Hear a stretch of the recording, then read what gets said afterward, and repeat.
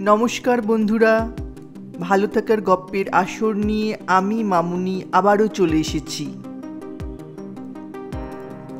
আজ আমি আপনাদের পাঠ করে শোনাব আশাপূর্ণা দেবীর লেখা অসতর্ক।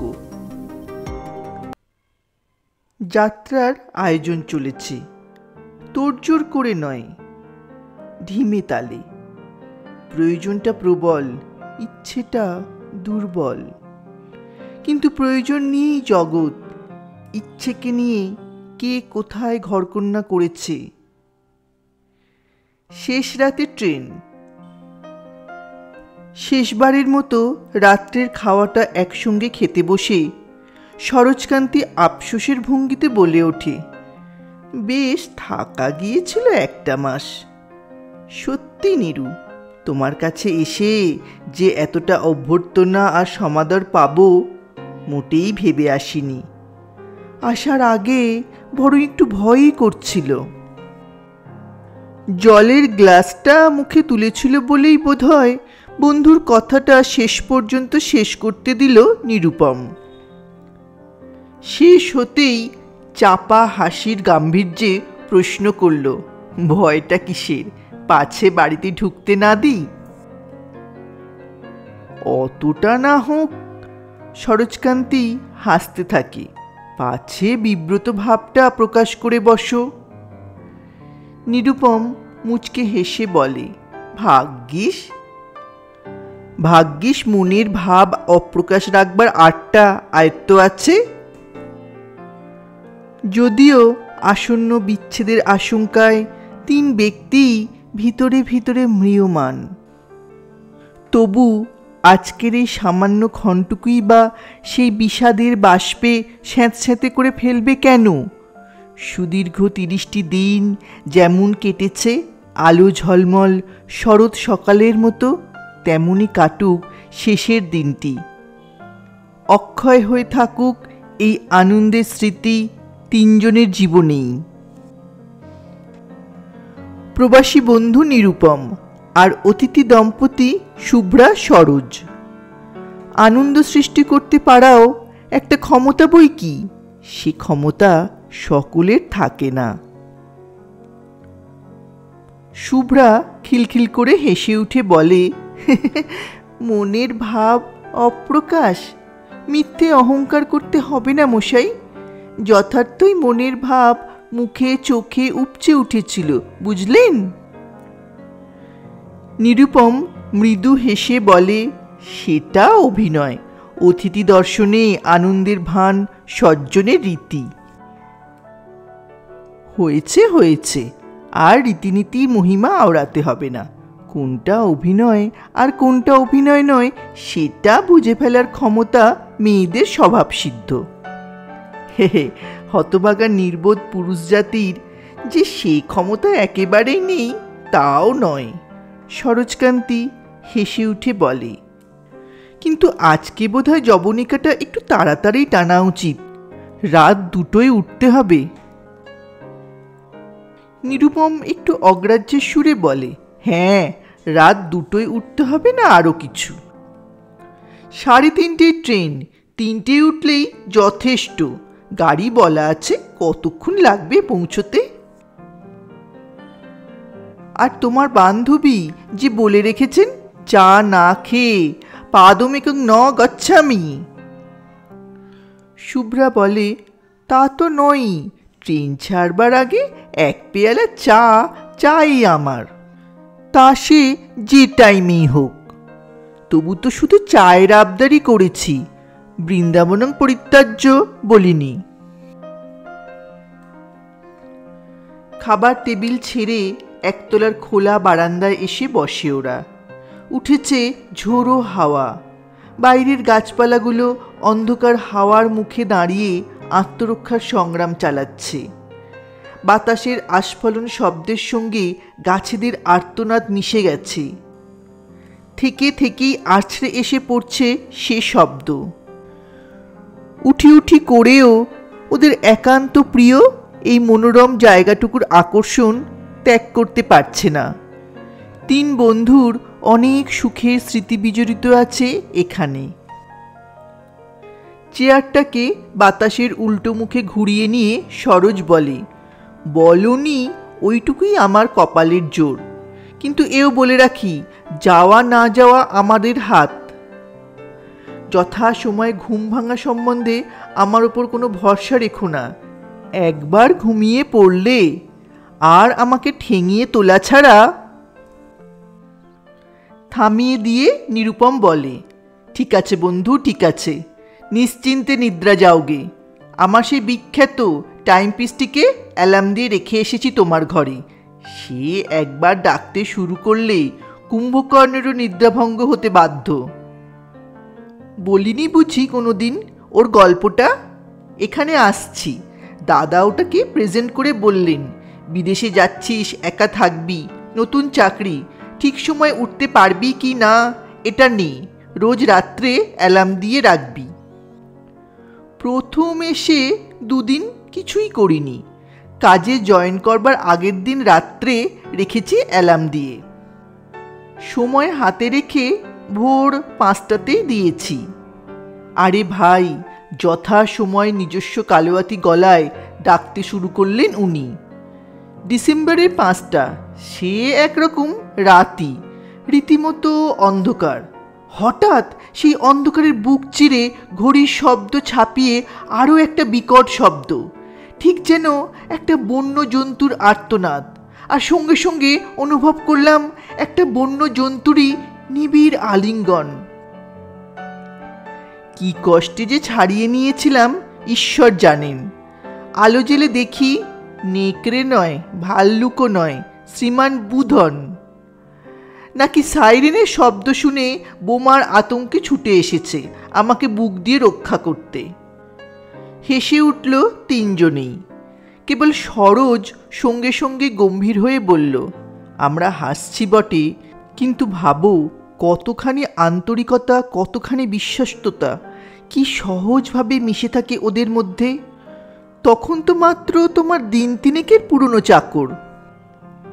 তা তো বটেই, এই কোয়ার্টার্সেই কাজ করত বরাবর। যে ভদ্রলোক আমার আগে এখানে ছিলেন, তার নাকি নিতান্ত সুন্দর একটি বাচ্চা বেবি লোক ছিল। সেটিকে স্মরণ করে বসে বসে চোখের জল ফেলছিল। আমার সঙ্গে তো বেবি লোকের কোনো চিহ্ন না দেখে মনক্ষুণ্ণ হয়ে বললে, দিল নেই লাগতা। বললাম, দেখিস বাবা, পরে বুঝবি আমিও তার চাইতে খুব বেশি মাতব্বর নই। সেই থেকে রয়েই গেল। সভ্য সমাজের ভালোবাসা আর অসভ্যদের ভালোবাসায় অনেক তফাৎ। শুভ্রা বিদ্রূপ হাস্যে বলে, থামো বাপু, এখন আর তোমার নীতি কথা আওড়াতে বসো না। প্রভুভক্ত কুকুরের নজির তো চিরদিনই আছে, তাই বলে কে আর সেই উচ্চদরের প্রেমকে নিয়ে কাব্য রচনা করেছে? ওদের ভালোবাসা সেই ক্লাসের। আমার মতে সেই ক্লাসটাই হচ্ছে ফার্স্ট ক্লাস। তোমার মত শুনলে মাঝে মাঝে ভিড়মি খেতে ইচ্ছে হয় আমার। কিন্তু নিরুপম বাবু, আমি বলি কি, ঘড়িতে অ্যালার্ম দেবার শ্রম স্বীকার করার চাইতে 1 ঘন্টা এইভাবে গল্প করে কাটিয়ে দিলেই বা ক্ষতি কি? নিরুপম কিছু বলবার আগেই সরোজ বলে ওঠে, যথেষ্ট ক্ষতি। তাহলে কালকে সারাদিন নিরু অফিসে বসে ঢুলবে, আর আমি ট্রেনে ঘুমিয়ে ঘুমিয়ে যথাসময় গাড়ি চেঞ্জ করতে ভুলবো, ঘুম বন্ধ করে। শুভ্রা উচ্ছল কণ্ঠে বলে, তোমার আর কি চিন্তা, শুধু ঘুমের তালেই আছো। বেশ, যাও না তুমি, নিশ্চিন্তে সুখে ঘুমোগে। আমরাও পরমানন্দে আড্ডা দি বসে, কি বলেন নিরুপম বাবু? প্রশ্ন শুনে নিরুপম যতটা না অস্বস্তি বোধ করে, বিস্মিত হয় তার চাইতে বেশি। এ আবার কি বেপরোয়া প্রস্তাব শুভ্রার! ঠিক এতটা উচ্ছ্বসিত ভাব ওর ব্যবহারে পেয়েছে কি কোনোদিন? 3টি প্রাণীতে রাত্রির আহার পর্ব চুকিয়ে আড্ডা দিয়েছে বটে অনেক দিন, তাস খেলেছে, তর্ক করেছে, এমনকি গানও গেয়েছে মাঝে মাঝে, কিন্তু সেটা 3টি প্রাণীতে। বন্ধুকে বাদ দিয়ে বন্ধুপত্নীর সঙ্গে রসালাপ, তাও এই নির্জন রাত্রে। রাত্রির গভীরতার দিকে তাকিয়ে বুকটা যেন থরথর করে কেঁপে ওঠে নিরুপমের। এত স্পর্ধা কিসের শুভ্রার? স্বামীর নিশ্চিন্ততার, না নিজের বিশ্বস্ততার? কিন্তু সরোজ নিজস্ব পরিহাসের হাওয়ায় উড়িয়ে দেয় সব সংকোচ। মৃদু হেসে বলে, তোমাদের আড্ডাটা পরমানন্দই হবে সন্দেহ নেই, কিন্তু আমার ঘুমটা কি ঠিক নিশ্চিন্ত সুখের হবে? তোমার কি মনে হয় নিরুপম? নিরুপমের হয়ে শুভ্রাই উত্তর দেয়, হিংসুটে নিশ্চিন্ত ঘুম কোনোদিন হয় না, কিন্তু যাই বলো তুমি, কাঁচা ঘুমে উঠে সিল্কের শাড়ি জড়াতে বসার চেয়ে বসে সময় কাটিয়ে দেওয়া অনেক আরামের। হঠাৎ উঠে দাঁড়ায় সরোজ, নিতান্ত সহজভাবে বলে, ও তাহলে সত্যি এখন জাগতে চাও তুমি? আমি ভাবছিলাম ঠাট্টা করছো। আচ্ছা তাহলে বসো তোমরা। Good night Nirupam. ক্ষণকাল ওর অপসৃয়মান মূর্তির দিকে বিমূঢ়ভাবে তাকিয়ে থেকেই নিজেকে সামলে নিয়ে নিরুপম স্তস্ত্রভাবে বলে, দিলেন তো খেপিয়ে? কি হলো আপনার আজ? অমন বেপরোয়া ঠাট্টা করতে শুরু করলেন কেন? যান এখন গিয়ে মান ভাঙান। সরোজের চলে যাওয়ার সঙ্গে সঙ্গেই শুভ্রা একটু পাংশু হয়ে উঠেছিল বটে, কিন্তু নিরুপমের এই সাবধান বাণীতে উল্টো বিপত্তি হলো। আরও বেপরোয়া জেদের ভঙ্গিতে বললে, ইস, মান ভাঙাতে দায় পড়েছে আমার। ঘুমোক না ও পড়ে পড়ে।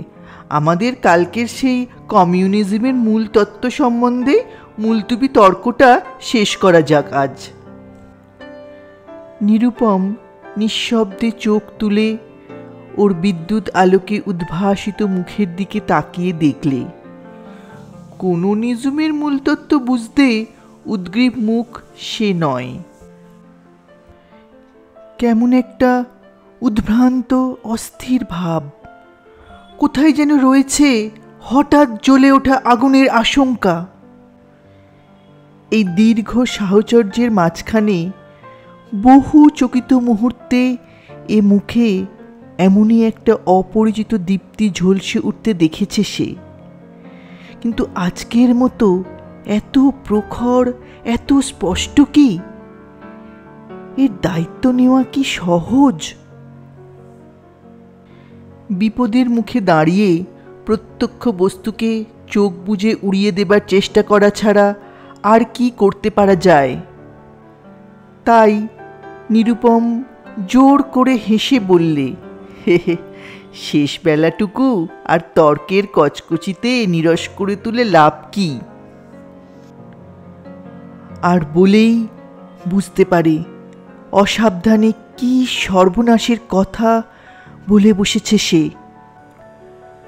কথা শেষের সঙ্গে সঙ্গেই নিরুপমের সমস্ত বুদ্ধিবৃত্তি অসাড় করে দিল একটা বিদ্যুৎ স্পর্শ, স্পর্শ আর স্বর।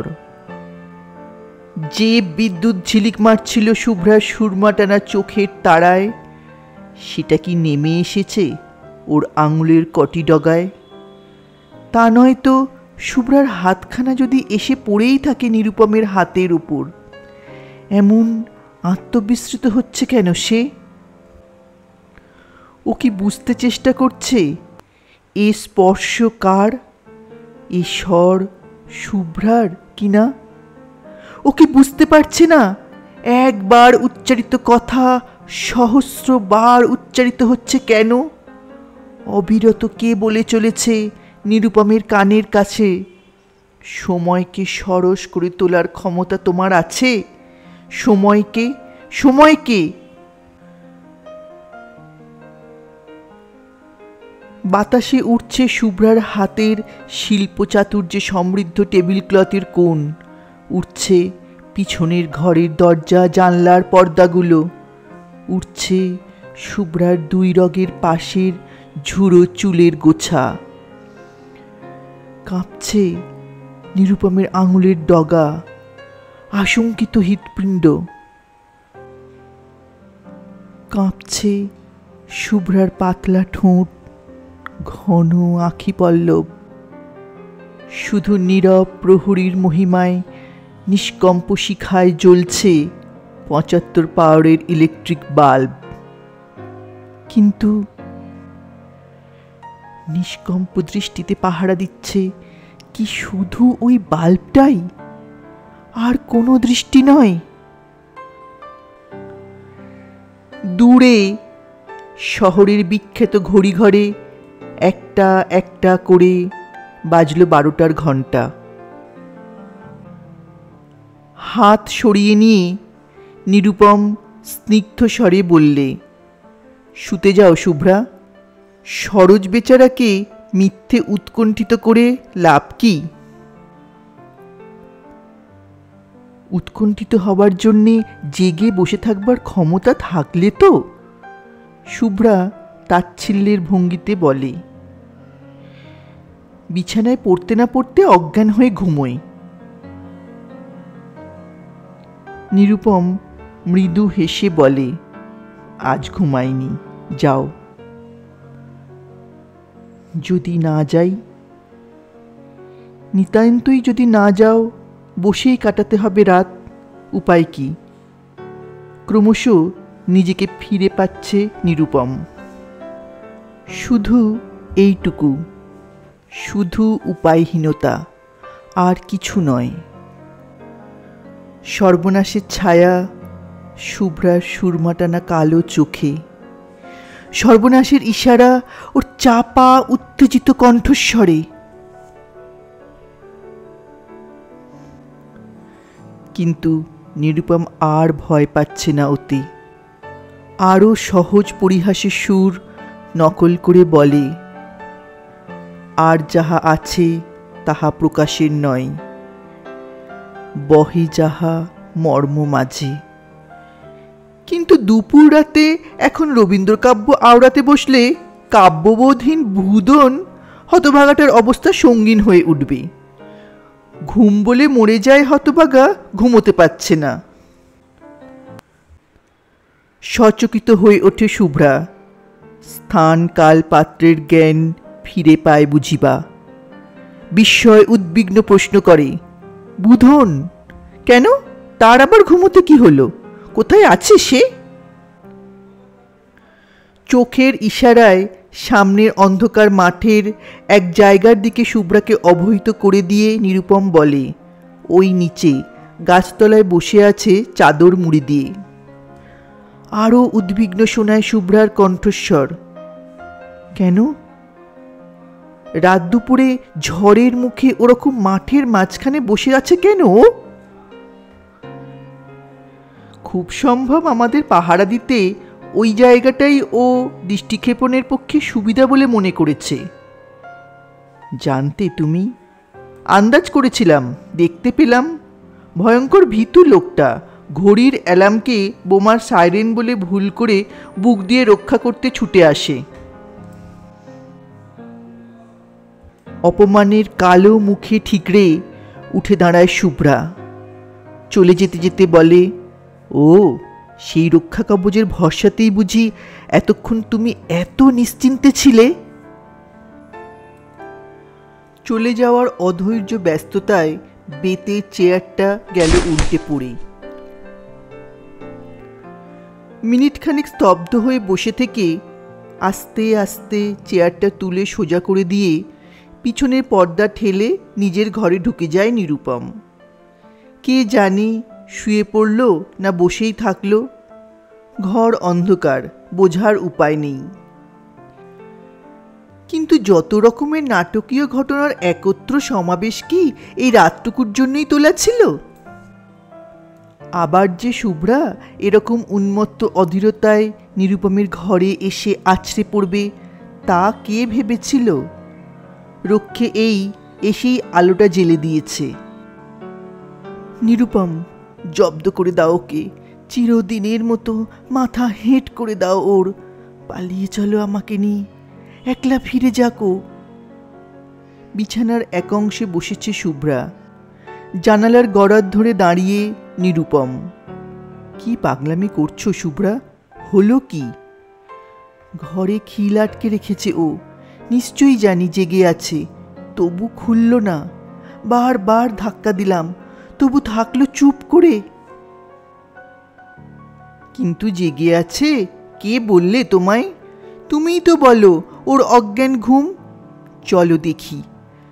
না না, কখনো যেতে পারবে না তুমি, ঘুমোইনি ও, জানি আমি। ঘুমোলে খিল লাগাতো না, ইচ্ছে করে, শুধু আমায় অপমান করবার জন্যেই। আমি এত রাত অবধি বাইরে থাকলাম, তাই ওর কাছ থেকে আমায় ছিনিয়ে নিয়ে যাও নিরুপম। কান্নায় ভেঙে পড়ে শুভ্রা। নিরুপম যেন ভাবতে পারছে না ঘটনাটা কি ঘটে যাচ্ছে। কোনো নাটকের অভিনয় দেখছে না তো? এরকম অবিশ্বাস্য ঘটনাও ঘটে সত্যিকার জীবনে। নিরুপায় নিশ্চেষ্টতায় শুভ্রার কান্নাটাই দেখতে থাকে সে। কিন্তু সাধে বলেছিলাম একত্র সমাবেশ। অকস্মাৎ সমস্ত বাড়িটাই শুধু নয়, বোধ করি শহরটাই কেঁপে ওঠে দরজা ঠেলার প্রচণ্ড শব্দে। ধাক্কার পর ধাক্কা, নিবৃত্ত হতে চায় না। গভীর রাত্রে শব্দ কি ভয়ঙ্কর! এ আবার কি? এ শুনে বাড়ির সবকটা লোক এক জায়গায় জড়ো না হয়ে করবে কি? এহেন আকস্মিকতায় যে বিষ খেয়ে মরতে বসেছে, সেও বিষের পাত্রটা হাত থেকে নামিয়ে একবার অকুস্থলে উঁকি না দিয়ে পারে না। যে গলায় দড়ি দিতে যাচ্ছে, সেও বোধ করি দড়ির গাছাটা হাতে করে রঙ্গস্থলে এসে হাজির হয়। আর এরপরও ঘুমের ভান টিকিয়ে রাখবে এমন পাগলই বা কে আছে? অথচ ব্যাপারটা বিশেষ কিছুই নয়। বহুমাইজির মৃদু করাঘাতে বন্ধুবাবুর ঘুম ছুটল না দেখে হতভাগা বুধন কোথা থেকে এসে ব্যাপারটা নিজের হাতে তুলে নিয়েছে। এবার শুভ্রার সরোজের ঘরে গিয়ে আছড়ে পড়বার পালা। কেন সরোজ খামোকা এমন অপদস্থ করল শুভ্রাকে? চাকর বাকর আড়ালে হাসবে, এ কি বিশ্রী বিদঘুটে ঠাট্টা! কি না কি ভাবল ওরা, কে জানে। দরজা ঠেলে ঠেলে ফিরে যেতে হলো শুভ্রাকে। এর চাইতে অপমান আর কি আছে জগতে? অন্য মেয়ে হলে অকারণ এমন অপমানে রাগে অভিমানে গলায় দড়ি দেয়। শেষ কথাটারই শুধু উত্তর দেয় সরোজ, তুমিও দিলে না কি বলে, তাই ভেবেই অবাক হয়ে যাচ্ছি। অথচ এ অপমানও হজম করতে হয় শুভ্রাকে। সত্যিই তো, আর এখন দড়ি খুঁজে বেড়াবে না সে। তবে এক মিনিটও আর এ বাড়িতে তিষ্ঠবে না সে। স্টেশনে বসে থাকবে বরং 2 ঘন্টা। এদের সামনে মুখ দেখাবে না আর। সরোজ না যায় নিজেই চলে যাবে সে। ছি ছি, বুধন পর্যন্ত কিনা বুঝতে পারল। সেই থেকে মৌনব্রতই নিয়েছিল নিরুপম। এই দণ্ডে চলে যাওয়ার প্রস্তাবে একবার শুধু আড়াল খুঁজে বলে, যেতেই তো হতো। কিছুক্ষণের জন্য এভাবে শো করে চলে যাওয়ার কোনো অর্থ হয় না শুভ্রা। চাপা ক্ষীণ কণ্ঠে উত্তর দেয় শুভ্রা, আর বেশিক্ষণ থাকলে তোমার পোষা কুকুরটাকে লেলিয়ে দিতে কিনা, তারই বা নিশ্চয়তা কি? বলবে না তো কি? প্রত্যাখ্যাত নারী হৃদয়ের মতো এমন ভয়ঙ্কর হিংস্র আর কি আছে জগতে? যাবার সময় সরোজের কাঁধে একটা হাত রেখে নিরুপম ক্ষুব্ধ হাসির সঙ্গে বলে, যাও এখন 2 ঘন্টা স্টেশনে বসে থাকুগে। বোকার মতো দরজায় খিল লাগাতে গেলে কেন? কাঁধের ওপর রাখা বন্ধুর হাতখানার উপর নিজের অপর হাতটা রেখে একটা মৃদু গভীর চাপ দিয়ে সরোজ হেসেই উত্তর করল, তাই ভাবছি নেহাত বোকামি হয়ে গেছে। দরজার খিল কতকাল আটকে রাখা যায় বলো? খিল আটকে জেগে বসে থাকবো, ভাবার মতো হাস্যকর বোকামি আর কি আছে? ভাবশূন্য নিরেট মুখে ওদের প্রত্যেকটি মালপত্র সযত্নে গাড়িতে তুলে দিয়ে ট্রেন ছাড়া পর্যন্ত দেখে ফিরে এসেছে বুধন। হয়তো এতক্ষণে শুতে গেল নিশ্চিন্ত হয়ে। বারান্দায় তেমনি পাতা রয়েছে বেতের টেবিল চেয়ারগুলো, তেমনি বাতাসে উঠছে টেবিল ক্লথের ফুল কাটা কোণ, উঠছে জানলার পর্দা। সারা রাত ধরেই ঝড় বইছে আজ। ভোর হয়ে আসছে, তবু আলোটা নিভিয়ে দেবার কথা মনে পড়েনি মনিব চাকর কারুর। অনর্থক জ্বলেই যাচ্ছে সমান তেজে। বিছানায় পড়ে পড়ে কি ভাবছে নিরুপম কে জানে। বিকেল 5টায় যাবার কথা ছিল ওদের, নিরুপমই আটকে ছিল শেষ রাতের ট্রেনখানার অজস্র গুণকীর্তন করে করে। কিন্তু কোন সাহসেই বা করেছিল? অসংখ্যবার পায়নি কি বিপদের সংকেত? আচ্ছা, সরোজ কি পায়নি? ঘড়ির অ্যালার্মকে বোমার সংকেত ভেবে আতঙ্কিত হওয়াটা যেমনই হাস্যকর, তেমনি হাস্যকর নির্বুদ্ধিতা নয় কি সত্যিকার সাইরেন শুনেও অসতর্ক থাকা? অন্ধবিশ্বাস, অর্থহীন উদারতা আর মূঢ় অসতর্কতায় প্রভেদ কতটুকু? আগের ট্রেনখানা ধরলে হয়তো বন্ধু আর বন্ধুপত্নীকে সসম্মানে স্নেহে গাড়িতে তুলে দিয়ে আসার সময় নিরুপম জানিয়ে রাখতে পারত পরবর্তী ছুটির জন্য স্বনির্বন্ধ নিমন্ত্রণ। ট্রেনের জানলা থেকে মুখ বাড়িয়ে শুভ্রা সরোজ দিত সহাস্য প্রতিশ্রুতি। কে খোঁজ করতে যেত কোন নির্জনতায় চিরদিনের জন্য জেগে রইল এক অন্তহীন নিরুত্তর প্রশ্ন? কে জানে চলন্ত ট্রেনের জানলায় মুখ রেখে আসন্ন ভোরের আকাশের দিকে চেয়ে চেয়ে সরোজ ওই একই কথা ভাবছে কিনা? কোনটা শ্রেয়, অন্তহীন নিরুত্তর প্রশ্ন না সন্দেহহীন নির্মম উত্তর? অসংখ্য ধন্যবাদ বন্ধুরা সম্পূর্ণ গল্পটি শোনার জন্যে। খুব শিগগিরই আরেকটি নতুন গল্প নিয়ে ফিরে আসছি। ততক্ষণ আপনারা সবাই ঈশ্বরের আশীর্বাদে ভালো থাকুন, সুখে থাকুন, আনন্দে থাকুন। ধন্যবাদ। নমস্কার।